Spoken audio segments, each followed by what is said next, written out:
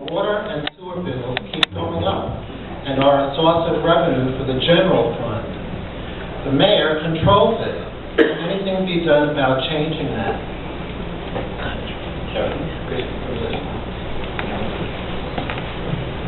First, I think we have to be, yes, something has to be done because it is absolutely ridiculous the amount of money that we are paying into water and sewer, especially when our sewer is being charged 2.5 times of what we use in water. It's just ludicrous to think that in the summer months when the water isn't going into the sewer and it's going into our garden and lawn, that we're paying $800–900 a quarter to keep our properties nice. Absolutely ridiculous. As for the general fund, I mean, where does the general fund money go? I think that's a question we all need to ask. And if there is this general fund, maybe some of the budget issues that we're having, we can fight to take that money and put it where it is most needed. Thank you, Chris. The answer is yes. Water rates is something that absolutely can be done, should be done, and must be done. We've seen water rates go up markedly every year, and one of the reasons why is because instead of restricting water rates to revenue that's only associated with the cost of the water system, the city has been increasing its rent payments instead of just covering the debt service. Interest rates have gone down. That means debt service has gone down. That means your water rate should not be skyrocketing up. And the city council should be restricting the city's ability from using water revenue for anything but costs associated with the water rate system. That's it. We've got to do something about water and sewage rates, and in general, property tax rates, which is a similar thing. They're a regressive tax. We've got to cut the reliance on them because they really burden, particularly the elderly, people who may have homes that have increased in value but are not affluent. We've got to change our dependence on that, and we've also relatedly got to do something about the bureaucracy with the DEP and water rates, and people suddenly getting hit with these humongous bills.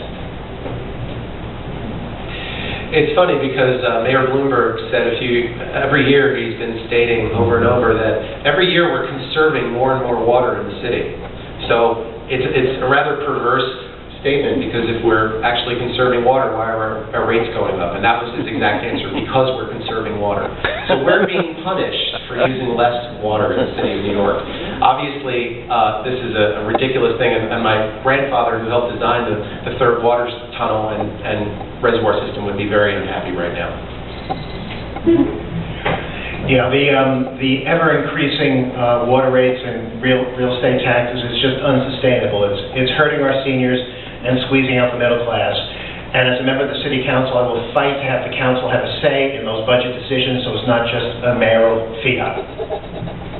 Thank you very much. We actually found one other question. Would you support all new city subsidized multiple housing units to be 100% smoke-free units? Yes. Absolutely. New units, sure. Yes. New units, yes. And the last question, do you believe in mayoral control of our school system? No. Yes or no? Why don't you have 30 seconds. I do not believe in mayoral control over schools. I've been advocating for these schools to be taken back by local school boards that know their children and neighborhoods best, made up of teachers, parents, and even some children who have just recently graduated from the public school system. I feel that those are the classes of people that know their children well. Children are not a business, so I do not support mayoral control. Absolutely not. I'm opposed to mayoral control. We've seen a 12-year failed experiment of mayoral control that has frustrated and victimized parents and teachers, cut out the best advocates for our children, parents, teachers, and members of the local community.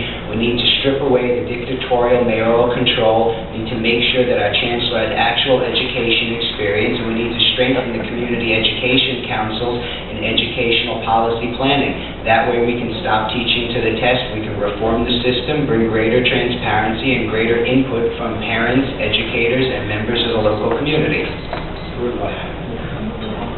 On balance, I support mayoral control. There have been problems, but let's not forget why we went to mayoral control barely 10 years ago.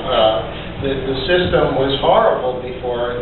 Most local school boards, ours were exceptions, but they were cesspools of corruption. It so totally disturbed the children, and the theory was, let's have one person who we can hold responsible, and I still think that makes sense.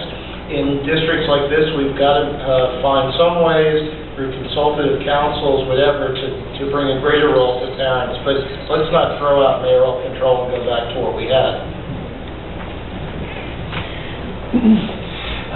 In the spring of this year, I was invited to sit on a joint committee with Community Board 7 and 11, Education Committee, to discuss these exact problems. And I actually authored the committee decision to recommend the abolishment or the removal of the Department of Education. We are seeing our school districts here, School District 25, which is one of the best school districts in the city, has now become a district in need of improvement. There has been a corporate way of dealing with things from the administration, and it's not working with our schools. Our children are not robots. I think mayoral control is a red herring. I mean, you know, the issue, I think we should stop arguing about mayoral control and really focus on improving education for our children.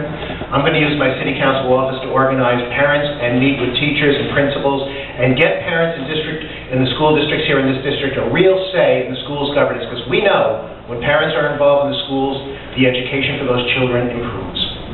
Thank you, candidates. Now go to our next part. Are you kidding?